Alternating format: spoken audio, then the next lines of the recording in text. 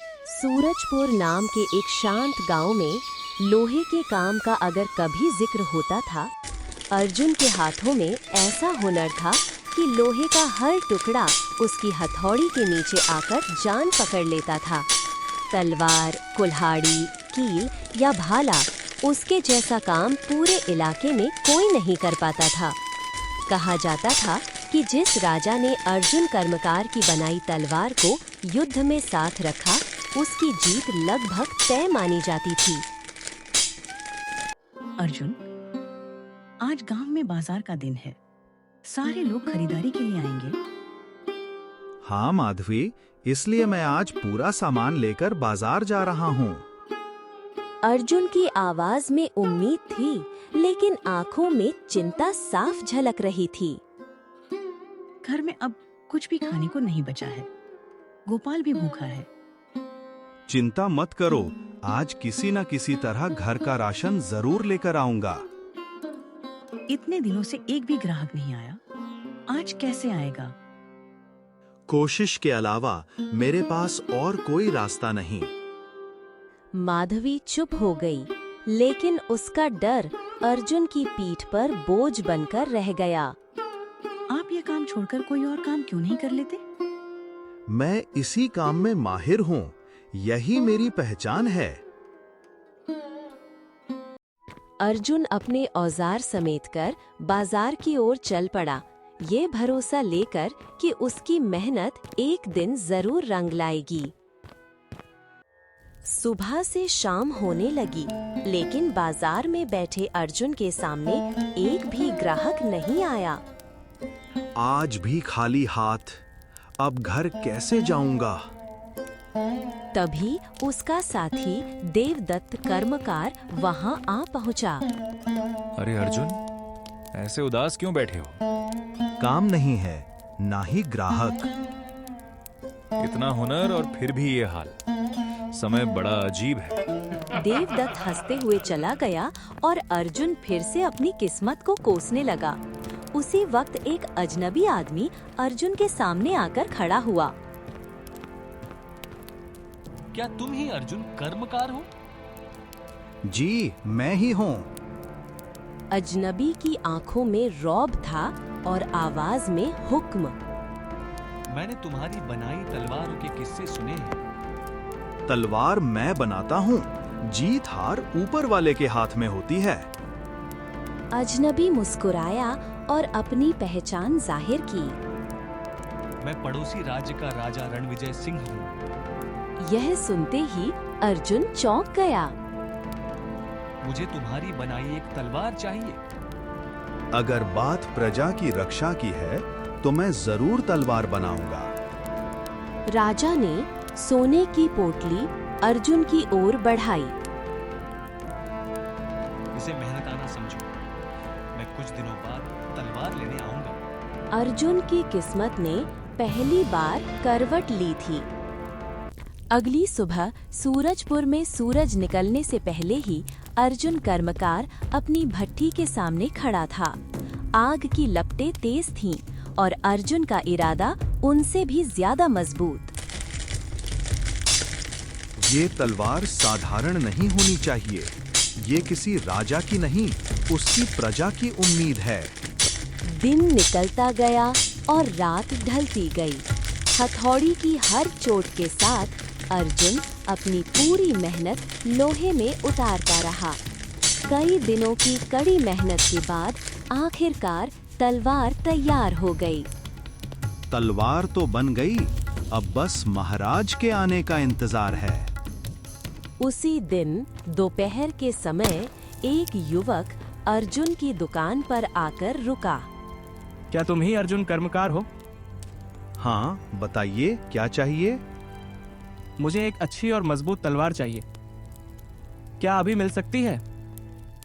इस समय मेरे पास कोई तलवार नहीं है, नई बनाने में वक्त लगेगा। किशन की नजर अचानक उस चमकती हुई तलवार पर पड़ गई जो एक कोने में सहेज कर रखी थी। ये तलवार तो मौजूद है, मुझे यही दे दो। ये तलवार नहीं दी जा सकती, ये किसी की अमानत है। मैं इसके दोगुने पैसे दूंगा। अगर इसके बदले खजाना भी दे दो तब भी ये तलवार नहीं मिलेगी। किशन की आंखों में गुस्सा साफ झलकने लगा। ठीक है, अपनी तलवार अपने पास ही रखो। किशन गुस्से में दुकान छोड़कर चला गया।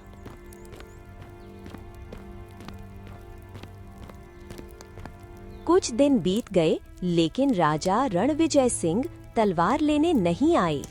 इस दौरान कई लोग अर्जुन के पास आए, उस तलवार के बारे में पूछा, लेकिन अर्जुन ने किसी को भी उसे छूने तक नहीं दिया। ये राजा की अमानत है, जब तक वो खुद नहीं आएंगे ये यहीं रहेगी। उधर जंगल के भीतर एक उजाड़ किले में अंधेरे के बीच साजिश रची जा रही थी। मुझे किसी भी हाल में अर्जुन के हाथों बनी तलवार चाहिए। भैरव की आवाज में लालच और क्रूरता थी। मैंने बहुत कोशिश की, लेकिन वह तलवार देने को तैयार नहीं। उस लोहार के हाथों में अजीब ताकत है। जिसके लिए वह तलवार बनाता है वही जीतता है। लेकिन नई तलवार बनने में वक्त लगेगा और आपको तलवार अभी चाहिए। तो वक्त मत दो उसे, भरोसा जीत और मौका मिलते ही तलवार लेकर भाग जाना। किशन ने सिर झुकाकर हामी भर दी। अगले दिन किशन फिर से अर्जुन की दुकान पर पहुंचा। अर्जुन भाई, मुझे माफ कर दो, मैं गलत था। माफी की कोई जरूरत नहीं। मेरे लिए दूसरी तलवार बना दो, मैं इंतजार कर लूंगा। अर्जुन ने बिना किसी शक के हामी भर दी। ठीक है, लेकिन इसमें समय लगेगा। अर्जुन जैसे ही नई तलवार का नक्शा बनाने में लगा, किशन की नजर बार बार उस अमानत तलवार पर जा रही थी और तभी धोखे की पहली आहट हवा में घुलने लगी। अर्जुन कर्मकार अपनी भट्ठी के पास बैठा नई तलवार का नक्शा बना रहा था और उसी वक्त किशन की आंखों में लालच और चालाकी साफ झलक रही थी। अर्जुन भाई, तुम सच में बड़े नेक इंसान हो। नेक या बुरा नहीं जानता, बस अपना काम ईमानदारी से करता हूँ। किशन ने धीरे धीरे कदम पीछे हटाए और मौका देखते ही उस तलवार की ओर बढ़ा जो राजा रणविजय सिंह की अमानत थी। अर्जुन नक्शे में इतना डूबा था कि उसे पीछे होती आहट तक सुनाई नहीं दी। यही मौका है, अब या कभी नहीं। पल भर में किशन ने तलवार उठाई और दुकान से बाहर भाग गया। नक्शा तैयार हो गया। अरे, किशन कहाँ गया? अर्जुन ने चारों ओर देखा, फिर उसकी नजर उस जगह पर गई जहां तलवार रखी थी। हे भगवान, तलवार! अर्जुन के हाथ कांपने लगे। इसका मतलब वो ग्राहक नहीं, चोर था। वह बदहवास हालत में दुकान से बाहर दौड़ा। किशन, रुको, कहाँ हो तुम? लेकिन किशन तब तक सूरजपुर की सीमा पार कर चुका था। उधर घने जंगल के बीच भैरव अपने अड्डे पर बेचैनी से टहल रहा था। तलवार मिली या नहीं? सरदार, यह रही अर्जुन के हाथों बनी तलवार। भैरव ने तलवार हाथ में ली, उसकी धार को देखा और जोर से हंसा। अब कोई मुझे रोक नहीं सकता। अब रणविजय सिंह का अंत तय है। अब पूरा राज्य आपके डर से कांपेगा। इधर सूरजपुर में अर्जुन अकेला बैठा अपने भाग्य को कोस रहा था। मैंने राजा का भरोसा तोड़ दिया, अब मैं उन्हें क्या जवाब दूंगा? उसी वक्त पास की तालाब से एक शांत और गंभीर आवाज आई। इतनी चिंता क्यों कर रहे हो अर्जुन? आप कौन हैं? जब तुम छोटे थे तब यहीं खेला करते थे। मैं वही हूँ, कृष्णदत्त। अर्जुन ने हाथ जोड़ दिए। मुझसे बहुत बड़ी भूल हो गई। एक चोर राजा की तलवार ले गया। अर्जुन ने सारी बात कृष्णदत्त को बता दी। इस धोखे में तुम्हारा दोष नहीं है। लेकिन अब राजा क्या करेंगे? जो तलवार चोरी गई है वह असली शक्ति वाली नहीं थी। जब तुम तलवार बनाने से पहले मुझे याद करते हो तभी उसमें विजय की शक्ति आती है। अर्जुन चौंक गया। उस दिन मैं आपको याद करना भूल गया था। इसलिए वह तलवार साधारण थी। तो अब मैं क्या करूं? जो नक्शा तुमने आज बनाया है उसी से नई तलवार बनाओ और इस बार मन से मुझे याद करना। अर्जुन की आंखों में फिर से उम्मीद की चमक लौट आई। मैं दिन रात मेहनत करूंगा। भट्ठी फिर से जल उठी, हथौड़ी फिर से गरजने लगी और इस बार लोहे में सिर्फ आग नहीं, भरोसा और शक्ति भी उतर रही थी। रात दिन एक करके अर्जुन कर्मकार ने नई तलवार को आकार दिया। भट्ठी की आग में सिर्फ लोहा नहीं, उसकी आत्मा भी तप रही थी। हर वार से पहले अर्जुन आंखें बंद करता और मन ही मन कृष्णदत्त को याद करता। हे कृष्णदत्त, मेरी मेहनत में शक्ति भर देना। कुछ ही दिनों में तलवार पूरी तरह तैयार हो गई। उसकी चमक साधारण नहीं थी। उसी सुबह सूरजपुर में घोड़ों की टापों की आवाज गूंज उठी। अर्जुन, कर्मकार, क्या मेरी तलवार तैयार है? जी महाराज, तैयार है। अर्जुन ने पूरे सम्मान के साथ तलवार राजा के सामने रखी। इसकी धार कुछ अलग ही लग रही है। महाराज, यही वो तलवार है जो मैंने पूरे मन से बनाई है। तुमने मुझ पर उपकार किया है अर्जुन।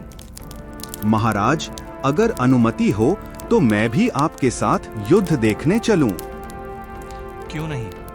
कल का युद्ध तुम्हारे हुनर की गवाही देगा। उधर जंगल में भैरव अपने सैनिकों को युद्ध के लिए तैयार कर रहा था। आज रणविजय सिंह का अंत तय है। भैरव ने चोरी की हुई तलवार निकाली और हवा में लहराई। यह वही तलवार है जिससे जीत मेरी होगी। अगली सुबह विशाल मैदान में दोनों सेनाएं आमने सामने खड़ी थीं। आकाश में बादल थे, हवा में सन्नाटा था। आज यह युद्ध हमारी प्रजा के सम्मान के लिए है। आज तेरा राज्य मेरा होगा। तूने यह तलवार धोखे से हासिल की है। फर्क नहीं पड़ता, तलवार हाथ में है, बस यही काफी है। भैरव ने पूरी ताकत से वार किया। अचानक एक तेज आवाज हुई।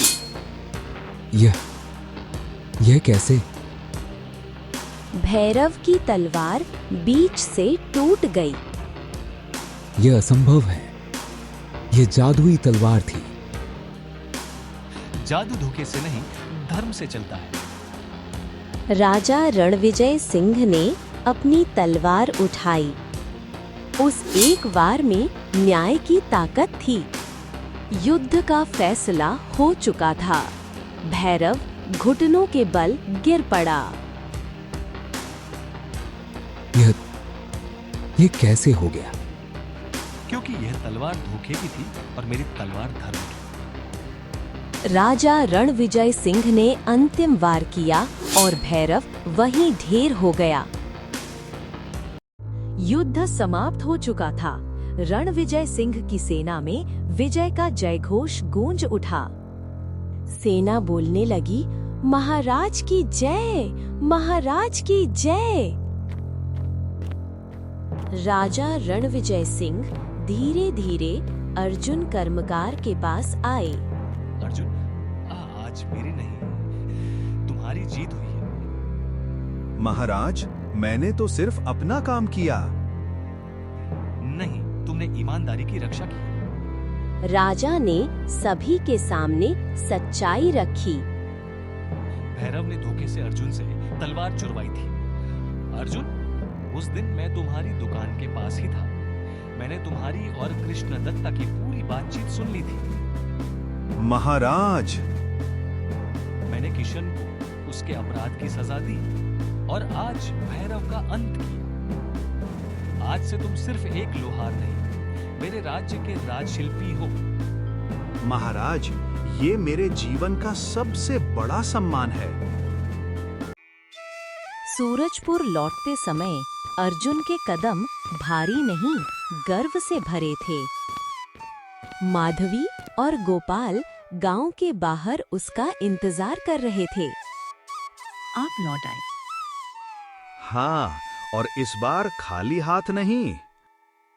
सूरजपुर में अब अर्जुन कर्मकार का नाम सिर्फ एक हुनरमंद लोहार के रूप में नहीं, बल्कि एक ईमानदार और भाग्यशाली इंसान के रूप में लिया जाने लगा। दोस्तों, क्या आप जानते हैं कि जिस वीडियो को आप अभी देख रहे हैं उसे बनाने में कितना वक्त लगता है? एक आइडिया सोचने से लेकर और फिर रात रात भर जागकर बारीकी से एडिटिंग करना, सिर्फ इसलिए ताकि आपके चेहरे पर मुस्कान आ सके और आपको बेस्ट कंटेंट मिले। लेकिन सच कहूं, जब मैं देखता हूं कि आप लोग वीडियो देखते तो हैं, पसंद भी करते हैं, लेकिन सब्सक्राइब नहीं करते, तो दिल थोड़ा दुखता है यार। आपकी तरफ से दबाया गया वो एक सब्सक्राइब बटन मेरे लिए सिर्फ एक नंबर नहीं, बल्कि मेरी सारी मेहनत का इनाम है। तो प्लीज, अगर आपको मेरी मेहनत दिख रही है तो अभी सब्सक्राइब करें और इस सफर में मेरे साथ जुड़ें।